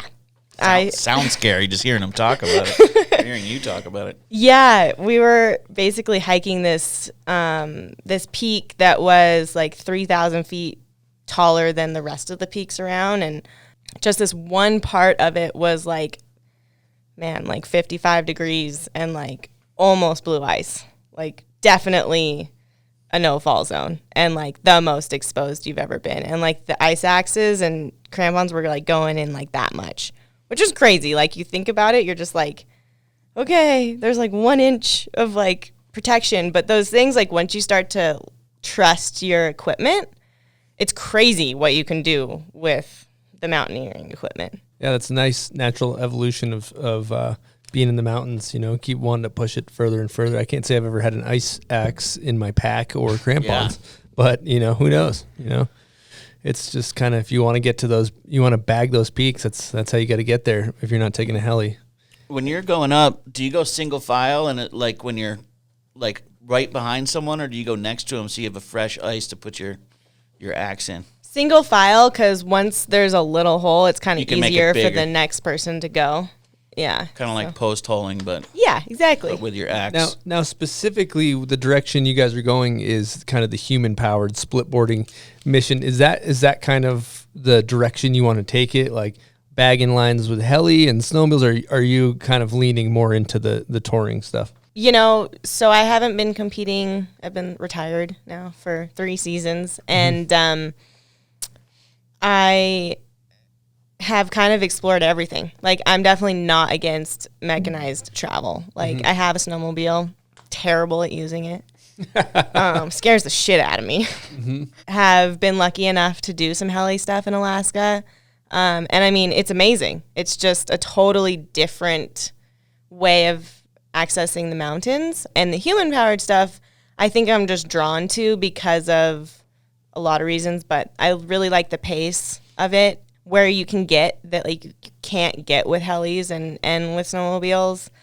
And also, especially, I've been to Alaska only a couple times, but this was my first human-powered trip. And, you know, when you get just dropped off on the top of some big line, like you had a little bit of time to look at it out the heli window and like take a couple photos, but you're not like intimately connected to the line. And it, for me at least, like I got dropped off on some peaks where I was just like, where do I go? Like, how do you remember to get down? Like looking at my photos, like panicking, like with people and, all right, we're ready, drop. And I'm like, I don't know where I'm going. Where with hiking up the mountains, you get this like really intimate connection with kind of exactly where you're going to ride. And your memory just gets like solidified. And so I feel like I ride a lot more confidently with that. Obviously it's a lot more work and it's like a totally different payoff. You know, you're riding one line in a day versus like 15. I appreciate both and would love to keep doing both. I don't think I'm really at a point where I'm like, I'm only going to do one or the other quite yet. That's awesome. Buds, we have a Patreon question that kind of... Hellion really eats up the budge, too. Hellion really eats up the budge. You got to have some biscuits. You got to have some fat biscuit pockets. So we have another Patreon question from Haley. And she says, I love watching you rip in the backcountry. It's so inspiring. I'm hoping to eventually follow suit, so I'm working on my avalanche kit and crew. Is there a safety measure you think is super important but some folks might overlook and simply miss? And on a lighter note, what's your favorite snack to bring with you on the hill? Snack's a great question. Snack is a great question. I'm a big fan of snacks. I kind of devour the like Cliff Bar blocks, like the like gummy bears. They're kind of basically just candy. Mm-hmm. And PB&J is my go-to for backcountry snacking. As far as safety, I think it's so important. Rad question. Awesome that, people are like looking at it from that point of view. I think that you don't realize how far and exposed you are when you're in the backcountry until something goes wrong. And, compared to a lot of people, I'm still a novice at it. I've only been at it for a few years, but education has been a huge part of like my transition. I would say something that a lot of people don't do is like a wilderness first aid or like first responder. I think that it's great to have the avalanche safety and super, super important. And you should do that every year. But having a little bit of knowledge about how to respond when something does go wrong can be really helpful. Because those accidents happen kind of whether or not there's avalanches. And being able to like get someone out that's hurt is super important. That's super important information, and it's good that we're talking about it, and that even our listeners are aware to even they're thinking like that, as they get in the backcountry. But I want to go back to snacks real quick because that is a great topic aside from safety. I've been lately on I don't think this is as healthy as a PBJ, but the Uncrustables. You leave them in the freezer, take them out. You've been rocking these? I've been hitting the Uncrustables, yeah. Ooh. So that's a good recommendation for myself and also if they want to sponsor the show, go ahead. Basically, Bubs, it's a peanut butter and jelly sandwich with no crust. It's like it almost looks like an empty muffin type of thing. I don't even know how to explain it. It's like a pouch of PB&J. Wow. And I would definitely recommend that. What's your favorite snack, Buds? Dude, it's along the same lines in Japan at the 7-Elevens. You can get the peanut butter and jelly sandwiches with no crust on them. Mm-hmm. And they also have like a peanut butter and fluff type of deal. Mm-hmm. And those are my go-to snacks, but you can only get them in Japan. Or the triangles. Oh, yeah, the rice triangles. Those are delicious. I mean, Japan's just land of the best You get the pizza snacks. buns, the pizza in the little ball there. Oh, man. Unreal. You can live at a 7-Eleven in Japan. Pretty much every time I've gone there, I did live off of 7-Eleven. You got everything. Everything. So I got another question, and I think there is a correct answer for this, and I hope you picked the right one. So what do you No think? pressure. What do you enjoy more? How do I frame this? What's more rewarding, bagging a sick line in the mountains or landing a winning contest run at a major event? Ooh, there's a right answer? I think so, yeah. Landing a winning contest run or just a run? No, winning. I think winning. Okay, good. You did it. You did that correctly. I'll give you an air horn for that. That's the correct answer? Yeah, that's the correct answer.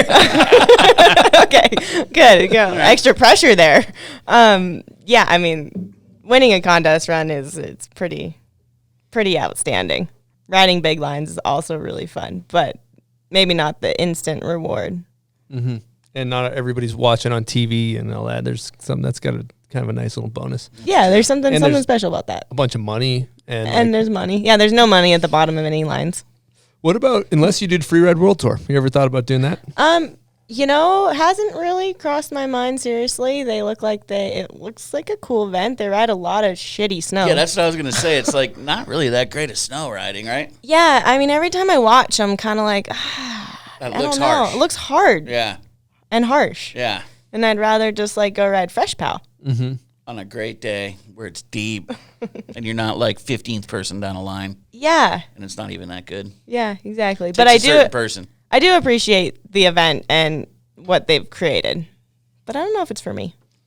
Again, I retired from competing, so. All right. Well, let's just take hypothetically, I wasn't a split boarder. Sell me on split boarding. I think that what I really like about split-boarding is that, one, it is a very easy way to access the mountains with, like, pretty minimal training and investment in equipment, versus, like, a snowmobile is a little more expensive. You can or lift tickets are expensive. Or lift as well. tickets are expensive. You can have kind of like the mountains at your fingertips. And I love the mix of the exercise and also the reward of riding. So you're getting a good workout, fresh snow, not very high cost. That's all I got. Why not just use snowshoes? Ooh. Have you ever walked in snowshoes before? I have. I'm just asking the question. Like far? Devil's advocate. Yeah, he's going devil's advocate. But we know the answer to that. But we know the answer to that. But. Okay. Snowshoes are It's a lot cheaper. challenging. They are a lot cheaper. I would say you sink deeper in the snow, and then you have to carry your snowboard on your back, which is heavier. You can't move as fast through the mountains on snowshoes, so you can get more riding in when you're on your splitboard. You don't verts glide. are pretty sweet, but yeah, you don't glide. You post the speed of the splitboard compared to the verts is pretty verts are sweet, and they definitely have their place. Like Japan, I feel like I only use verts in a solid board because the mountains, the snow is so deep, and also that's kind of like these weird like ridge lines, and big fan of verts. right off the road, huh? Right off the road. Yeah. Gotta love that. Love that. I would say if we're going to talk splitboarding, because Buds and I are recent, new, like I've been doing it for a few years, but we like it. And if I'm talking about what I think is awesome about it, which we've said on the show, but I love the banter. The banter going up the trail. Skin track banter is pretty good. I also like, as you get older, you start to gauge on like how things make you feel. You're kind of like gathering data with things you do. You're like, I like when I did that. And I notice like when I go snowboarding at the resort, it's awesome. I have a good time. But when I get back to the truck after touring, kind of put the splitboard in the back of the truck, I'm like, God, I feel fucking incredible, and I could also eat like 40 pounds of food right now. You feel great. Yeah. Like accomplished. You feel accomplished. That's what it is. Yeah. Even after, like you could ride some like low angle trees and you feel accomplished. Mm-hmm. And then lastly, the one thing we've said on the show, but as snowboarders, we don't have poles, and having poles is awesome because you get to point at things. I like when you threw it out on the Downing episode. He was not back in the pole. No, he doesn't like the pole. Yeah, he was just like, I hide my poles. The good thing about poles is you can flex your knowledge of the mountain range too. Oh, over there we got the Pfeiffer horn, and then we got that's actually the East Ridge that Jim rode in 1986. I noticed people like to flex backcountry knowledge via pole pointing. I would agree with that. I think that's a good note to make. Mm-hmm. Does Jeremy Jones do that out in the backcountry? Sometimes. He points. He's probably got a lot of knowledge. He's got a lot of knowledge. Yeah. He's got a lot of things to point at. I don't point. They all are. I don't point so much. That's what I was thinking. Is he's probably just pointing all over, telling you stuff, and I'm just just real taking it all solid. in. Yeah, taking it all in. You can also, if he's ascending while you're going up, you can give him a little pole clink as well. Give him a little ding, ding, ding. Gotta the love skiers the do. pole I see those guys do that in the park a lot. They do. It's kind of it's maybe like the beaver tail slap. Yeah, it is. Yeah, the absolutely. pole link. Yeah, you know what? We haven't thought about this with the beaver slap on the split board. You ever do that when it's snow on the top sheet?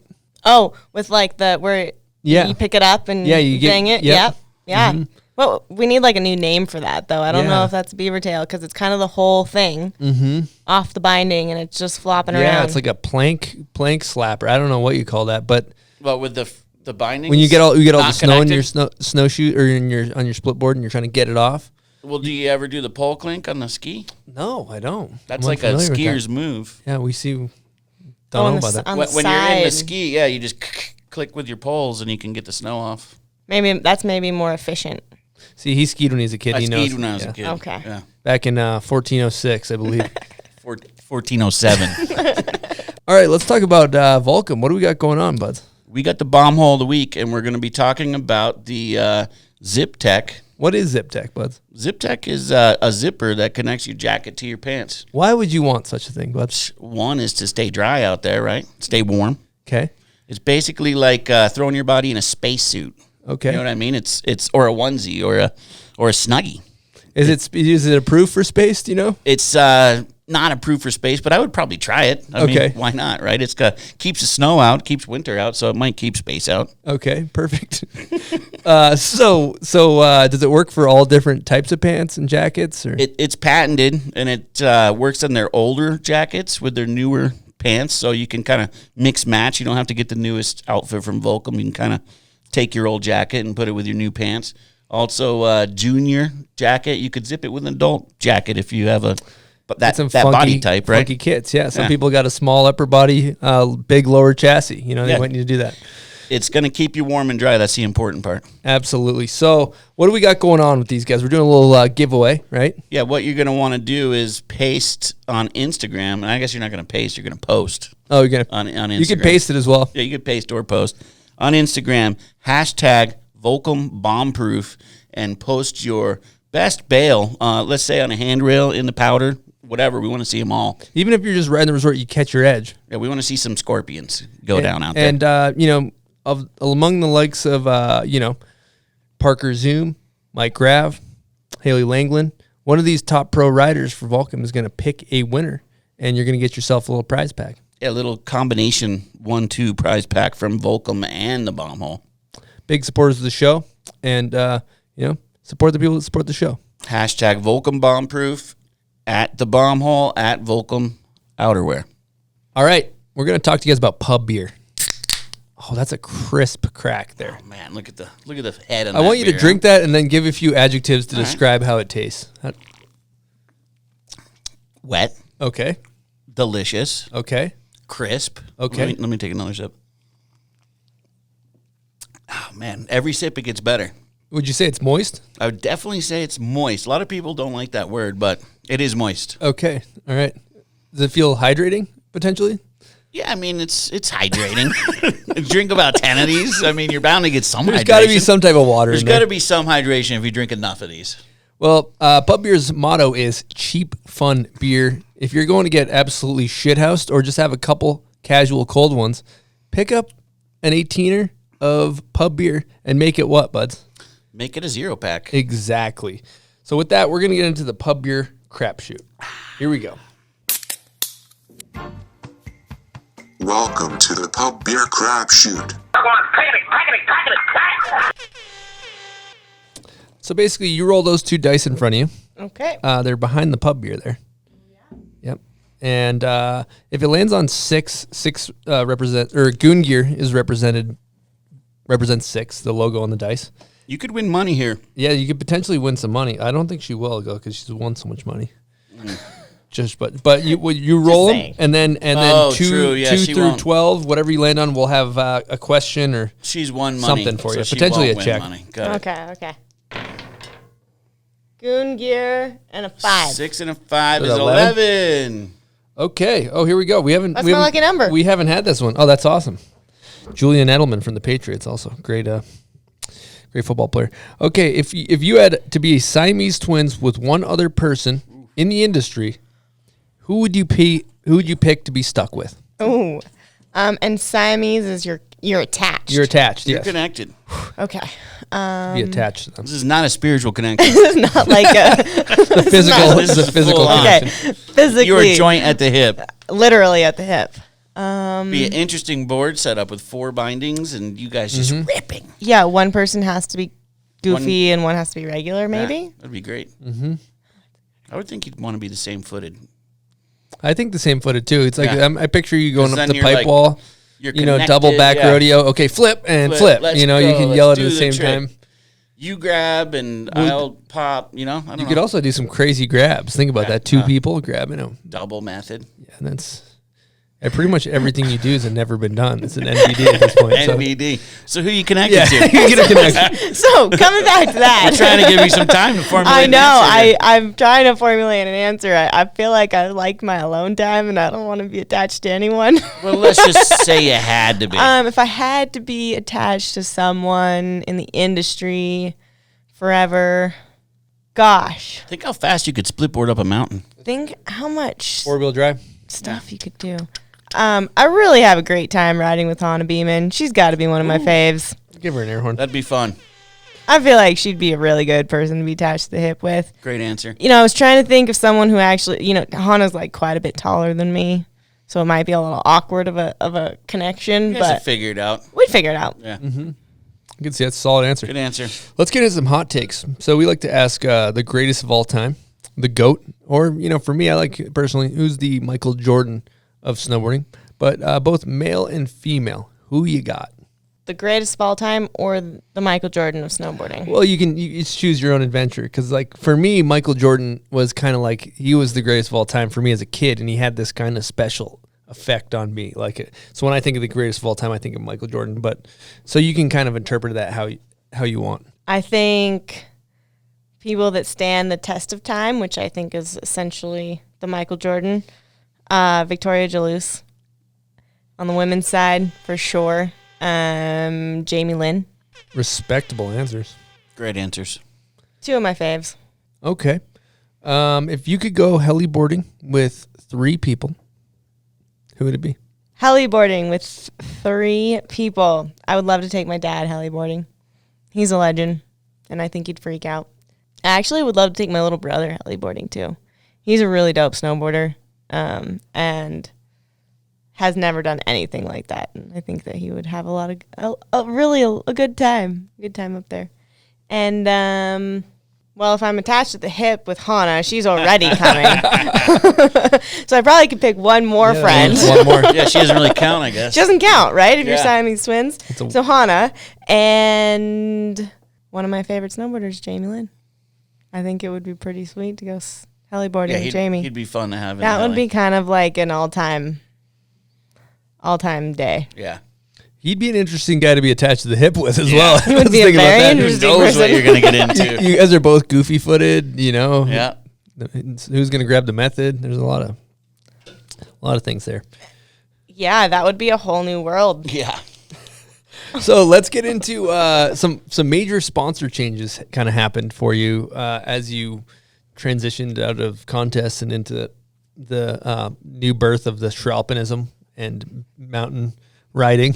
Yes. Sorry, this is a horrible description. But that was great. But first thing we got to talk about, since we both ride for him, is 32. Yes. Yeah, how did that happen? How did that happen? Well, I have always been such a fan of 32, specifically the team, and you can take that as Thank you. Yeah. I will take all the credit for that. take so all the appreciate credit. Really. Chris really puts a team on his back. He does. It's a giant team. Thank you. He has some of the best boots in the 32 line. Best selling boots, best long term. We've had it a long time. Yeah, I've had a boot for a long That's time. And that's outerwear. impressive. Yep. That's How long impressive. are we talking? Decade? Shit. I've had a boot for probably like 10 years or something like That means you're a real pro snowboarder right Yeah, there. that's tight. Yep. that. Still got one behind me for the record, too. For the record. Sorry to interrupt. Keep going. You can still buy that. Out this year. Is this the new one? That's my new one, yeah. Yep. Sweet. New shit. And you got I two. love got a it. boot I know too? you got 2 boots. I Right? Two do. boots. How do you I got know? a boot Do you coming wear out. one of each? No, hopefully not. But kind of. No, one's just like stiffer. One's a little bit more friendly. But yeah, that came about basically. I don't know how it came about, but I'm really psyched. I have had the biggest trouble with boots. If I'm like, there's one thing I'm a princess about, it's my feet. And for whatever reason, in my 20-year snowboard career, I've never been able to find boots that I like. So I'm super psyched to be designing boots that work for my feet more than anything. What's the issue? You got a narrow foot? I have like a child-sized foot. It's a Child size feet. 5. Wow. But apparently this isn't like only my problem. I think a lot of women have small That's a feet. baby foot. It is kind of a baby foot. Yeah. And I think the problem is that typically when companies make boots, they size them off of like a guy's size 9 boot or a women's size 8 boot. And then they don't like reformat it for the small. So then we just have like more shit packed into a smaller package, and then it creates all these like weird pressure points and problems instead of sense. like molding it specifically for a smaller foot.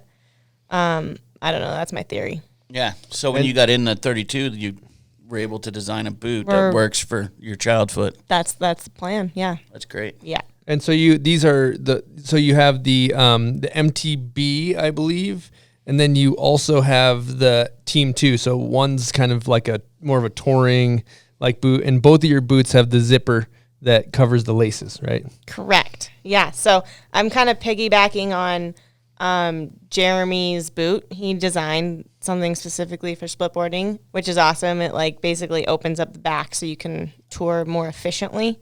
And the lace cover is to cover your laces so your feet don't get soaked. Does that work pretty well or what? It does work really well. That's cool. Yeah. So one thing that's exciting is we have a pair of each of these boots, the Elena MTB and the Elena Team 2, to give away. So the way we're going to do that is we're going to pick a comment on YouTube of why you deserve, or maybe your loved one deserves a pair of these. It can be serious, it can be funny, doesn't matter. And we'll scroll through the comments, we'll track you down, and we'll send you a pair of boots for the best one on YouTube. We're going to do the same thing on Instagram for the other pair of boots. When your thumbnail picture comes up on Instagram, leave a comment of why you deserve the team 2s or whatever boot you want, and we'll pick a winner. So kind of exciting. Thanks to 32 for doing that. Should be cool. Yeah, super cool. Everyone likes new boots. Yeah. Oh yeah. And then you got on Jones too. Let's talk about that. Yeah, I got on Jones. Well, I kind of decided to stop competing, or I did decide to stop competing, and Jeremy was a huge catalyst in that, and they didn't have too many girls on the team at the time, and it was just like a perfect storm, and he called me and asked me if I would ride for them, and honestly, up until that point, through my whole career, I had never ridden a POW board. Like, holy shit. Yeah, like never ridden like a, something with like a wider nose, smaller tail. Very much stuck on performance snowboards, which are great in the half pipe, super stiff, high camber. Still love them, but it's been pretty rad to now have like a quiver of snowboards that are all designed for different types of riding and makes snowboarding more fun. I appreciate the quiver. What do you got in the quiver? Because people always want to know about the setups. Like what's your resort POW day setup? What's your touring setup? What do you got? Yeah, so resort POW day setup, the Stratos is my new favorite board. It's kind of like a stiff tail. It's got camber, but it's got like a wide, floaty nose. So it's like responsive and has a good tail to land on, but maneuvers really well. And then my go-to splitboarding is the Solution, and it's kind of a stiffer board, but it's good in all conditions. Like it holds a really good edge in ice, which, weirdly enough, I find myself in on split boards. But floats good in POW, is responsive. I also really like the Hovercraft. That's like the Jones really, I want to say like star board. It's like a very like unique shape. It's also got a really stiff tail, turns really quickly, which is fun. You can do like really fast S-turns. I like that kind of stuff. What about your setup? Do you do anything specific with it? Do you touch the edges? Do you wax it a lot? Angles? I used to be into the tuning, was a big part of competing. I can't say I'm super into it, but I wax my board every once in a while. Nothing to the edges. I detune a little bit maybe, just so I don't catch my edges. Angles I ride positive 18 usually. And 0 back foot. Now, when you were quitting competitions, did your sponsor kind of lose support, and that's what made you jump on Jones? Or did you just be like, I want to get on some dope powder boards? They said, you're a quitter. You're a quitter. Get out of here.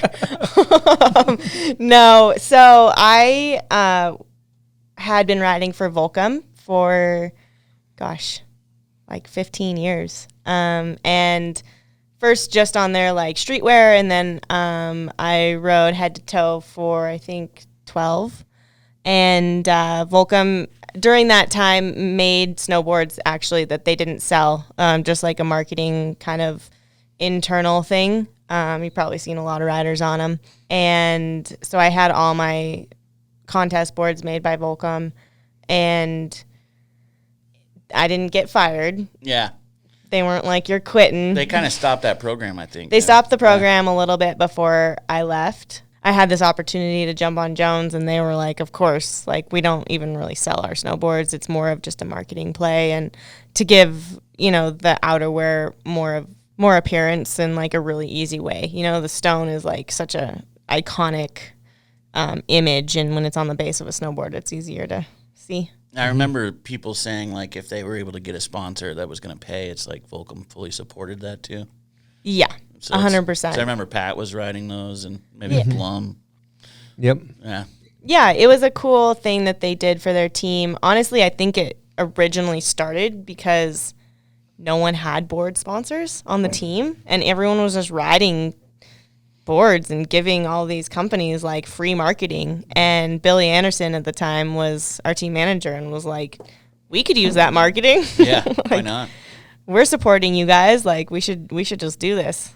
That's cool. Smart. And with the Olympics, too, it's the only thing you really get a logie on. Exactly. Yeah, Volcom gets no love there. Going back to other sponsor stuff, I know you got a new outerwear deal, correct? Yeah. So shortly after I got on, well, not shortly after, I guess I've been riding Jones for a couple years, but just this last year, I signed with Arc'teryx, which is a ski brand.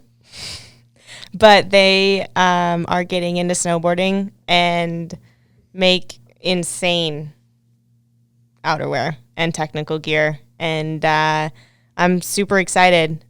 Really grateful for everyone at Volcom for riding for them for so long. It's such a rad company. And they really did support me like through the thick and the thin, and have so much appreciation for them. And I just had this opportunity to jump on Arc'teryx, and with everything that I'm doing kind of in like the big mountain space, and they want to kind of come in and start to play in the snowboard industry. And I think it's a really cool opportunity for me to be a part of that and help them do it in a way that's not like cheesy or just coming in and throwing dollars at it, like doing it in a way that makes sense for the snowboard world. And also just be able to do something new, changing of the chapter, you know. Makes sense. Little revamp, you know, kind of sets a new spark, and it's always nice to have a little rebrand. It's refreshing. It's refreshing for people that follow your career too. I think it's always nice. Thanks. So. Yeah. Especially if you're like night camping and stuff too. You want some gear that's some serious backcountry gear, huh? I'm psyched. Yes. Volcom makes awesome gear. Yeah, they do make dope gear. But Arc'teryx is like, that's what they've been making stuff for I don't even know how long, and it's all based on like that super technical stuff. So it's light and waterproof and really warm and made for like long days in the elements. Have you tried bringing a hoodie out? Have you tried cotton? Just Cotton? I go all cotton. So. For sure. Full cotton suit. Yeah, I think that's smart, especially on like the overnighters. Overnighters. Yeah. Yeah, high moisture days, those are good as well. So I think we've been doing it. Before we wrap this thing up, do you want to throw out any thank yous to anybody? Oh, so many thank yous. Well, thank you to you guys for having me on. Big fan of the show and what you're doing for snowboarding. I think it's super, super rad. Thanks to my sponsors and everyone who supports me. Mom and Dad, you know, wouldn't be here without them. I guess everyone in my court, you know, everyone who's out there with me in the mountains and supporting me. I think they all know who they are. Killer. Well, I want to say thank you to every single person that supported us. Thank you for coming on the show. Thank you to all of our Patreon members. Anybody that has bought a piece of merch from bombhole.com. And just thank you guys so much for listening and tuning in every week. It means a lot to us. So we will see you next week. We are over and out from the Bomb Hole.